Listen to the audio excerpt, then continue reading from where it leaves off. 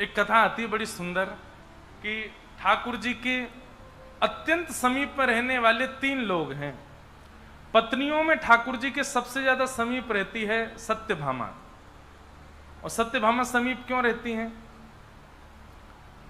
सत्यभामा एक तो सुंदर बहुत है, दूसरा भगवान थोड़े से डरते हैं सत्यभामा से, थोड़ी सी ठाकुर जी को डरा धमका के रखती है इसलिए ठाकुर जी ज्यादातर उसी के संग ही सिंहासन पर बैठते हैं द्वारिका के। तो सत्यभामा, गरुण जी और श्री सुदर्शन जी, ये 3 भगवान के सबसे समीप हैं। और मैं अधिकतर कथाओं में कहता रहता हूं कि जब अति सामीप्य मिल जाता है तो मान आने की संभावना बढ़ जाती है, अभिमान होने की संभावना बढ़ जाती है। एक राजा थे, वो राजा की सभा में बहुत सारे लोग बैठते थे। राजा बड़े प्रतापी राजा थे। उनके महल में एक सेठ जी रहते थे। तो राजा जब कोई निर्णय देते थे तो वो सेठ जी उनके कान में जाकर के बार बार पूछते थे, जल पिएंगे क्या? कभी पूछते आप दूध पिएंगे क्या? कभी कहते बोले आप कुछ खाएंगे? तो राजा कहते नहीं नहीं नहीं। तो बाकी के सब लोग जो थे उनको पता तो होता नहीं था इन्होंने क्या बोला। फिर वो बाद में पूछते तुम क्या बोलते हो राजा के कान में? बोले कि वो जो भी निर्णय देते हैं मुझसे पूछ के देते हैं, तो मैं ही जाके बोलता हूं उनके कान में, आप ऐसा ऐसा निर्णय दो। तो राजा बोल देते। बोले अच्छा, तुम्हारी सुन के बोलते हैं? बोले हाँ। ऐसे लोग संसार में बहुत होते हैं। वो श्रेष्ठ लोगों के आसपास घूमते घूमते सबको ये दिखा देते हैं, देखो हमारी बहुत चलती है, हमारे कहे से ही सब काम होता है, हमारे चाहने से ही सब होता है। तो अति सामीप्य में मान आने की संभावना बढ़ जाती है।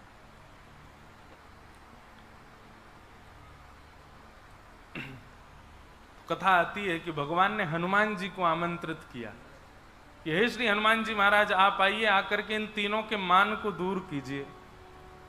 तो श्री हनुमान जी महाराज द्वारिका पहुंचे।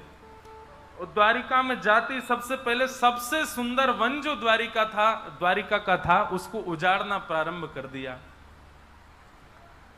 द्वारिकाधीश की सभा में जाकर के किसी ने हल्ला मचा दिया। बोले महाराज जल्दी कुछ करिए। बोले क्या हो गया? बोले एक बानर आ गया है, पूरे द्वारिका को उजाड़ रहा है। भगवान ने सुदर्शन जी से कहा, बोले सुदर्शन जी आप चले जाइए, जाकर के उस बानर को देखिए आइए, क्या कर रहा है, पूरी द्वारिका में बहुत उत्पात मचा रखा है। सुदर्शन जी बोले इतने छोटे से काम के लिए मैं जाऊं? किसी अन्य को भेज दीजिए, बानर भगाने का काम है, डंडा लेके कोई चला जाएगा, भगाया जाएगा। कई सैनिक गए लेकिन कोई सैनिक लौट करके वापस नहीं आया। तो भगवान बोले कोई भी आ नहीं रहा है, लग रहा है बानर बड़ा है, आप ही जाइए। तो सुदर्शन जी को इतना अपमानजनक लगा कि बानर भगाने के लिए मुझे भेजा जा रहा है। वो ठीक है भगवान, ऐसा प्रकोप करके आऊंगा कि बानर वंश ही खत्म हो जाएगा। सुदर्शन जी महाराज जैसे ही गए, वन में बैठे हैं श्री हनुमान जी महाराज, पूरा वन उजाड़ दिया।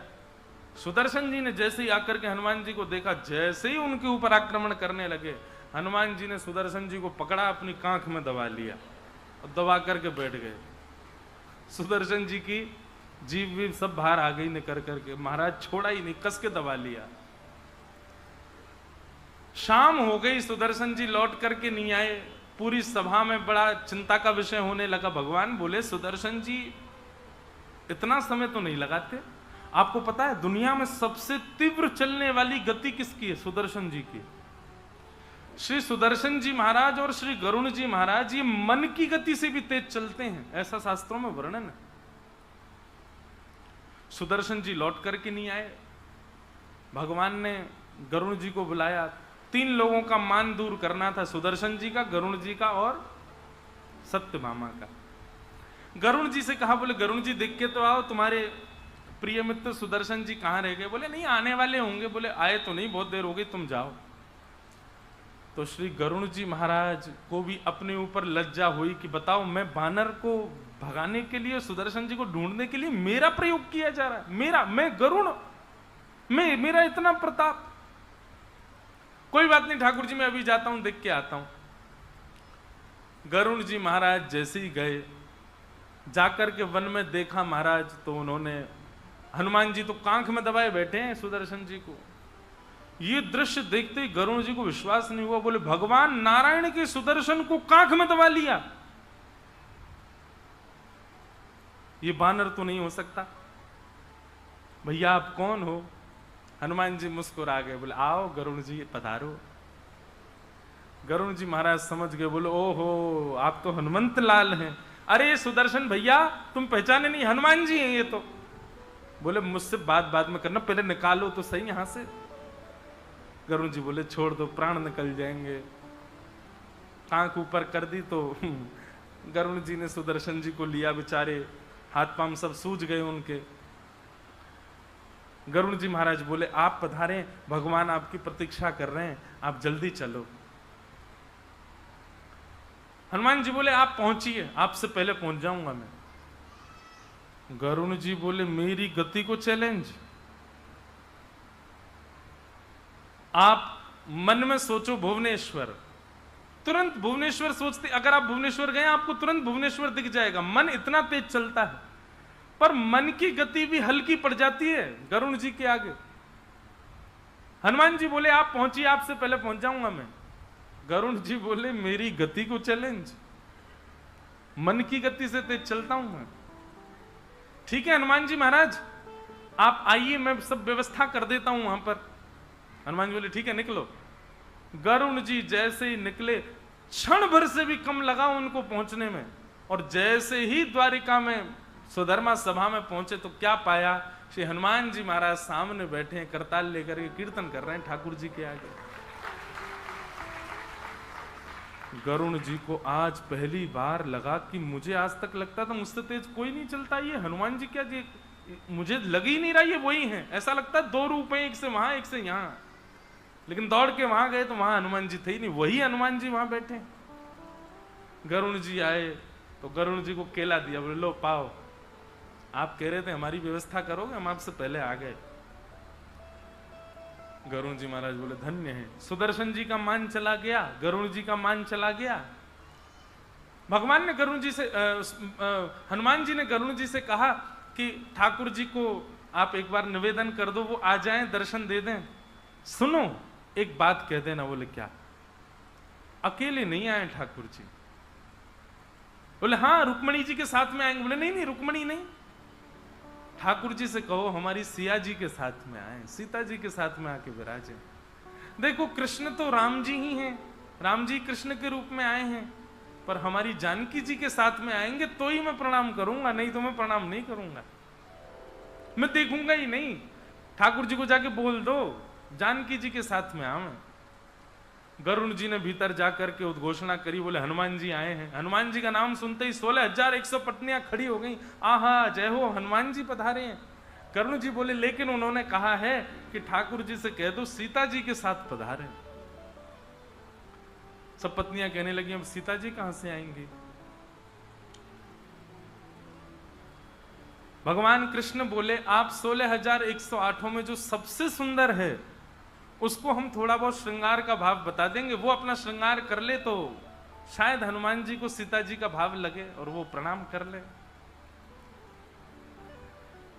तो सबसे पहले बिना किसी के कहे अपने आप ही सत्यभामा जी आके खड़ी हो गई।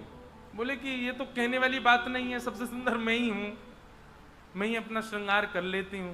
रुक्मणी आदि पत्नियां बोली हाँ हाँ इन्हीं को ही ले जाओ। सत्यभामा जी ने और सत्यभामा सच में बहुत सुंदर थी, उन्होंने अपना श्रृंगार किया। महाराज जैसे ही वो श्रृंगार करके पधारी, ऐसी अद्भुत छटा उनकी देख करके निहाल हो गए सब लोग। ठाकुर जी बोले चलें सभा में हनुमान जी के पास? बोले हाँ चलो। जैसे ही सभा में पहुंचे, ठाकुर जी को देख करके तो हनुमान जी के नेत्र सजल हो गए, जय हो मेरे रामचंद्र पधार, मेरे राघव जी पधार गए। ठाकुर जी आकर के सिंहासन पर बैठ गए। भगवान भुजा उठाने लगे, बोले आओ हनुमान गले लगो हमारे। इतने में सत्यभामा बगल में आकर के बैठ गई। हनुमान जी महाराज बोले एक बार जानकी जी को आने दो महाराज, पहले उनको प्रणाम करूंगा फिर आपको हृदय से लगाऊंगा। भगवान बोले बैठी तो हैं। बोले ये तो कोई दासी लगती है हमें? भगवान बोले दासी नहीं है, ये हमारी पत्नी है। बोले अच्छा अच्छा क्षमा, मुझे लगा पता नहीं कोई दासी आ गई। अच्छा मैया प्रणाम। अब तो उनको क्या स्वीकार प्रणाम, वो तो रूठ करके चली गई भीतर। अंदर जाकर के बार बार दर्पण में अपने आप को देखें, रुक्मणी से मैं दासी लग रही हूं कहीं से? बोले वो हनुमान कहते दासी है तो बानर ही ना, बुद्धि तो है नहीं उसमें, मुझको दासी बोल रहा है। ठाकुर जी ने हनुमान जी को हृदय से लगाया, कहा धन्यवाद, आप ही मान का हनन कर सकते हो, इसीलिए आपका नाम हनुमान है। ऐसे ऐसे हनुमान जी महाराज द्वारिका में पधारे और द्वारिका आकर के ठाकुर जी के अति प्रियों का मान मर्दन। देखो मान रहित होने के दो तरीके हैं। एक तो श्री हनुमान जी को प्रणाम किया करो, मान रहित करते हैं, और दूसरा यदि आप प्रेम लक्षणा भक्ति के उपासक हो तो गोपी गीत का पाठ किया करो। गोपी गीत भी मान रहित करता है। ऐसे श्री हनुमान जी महाराज को हम बारंबार वंदन करते हैं।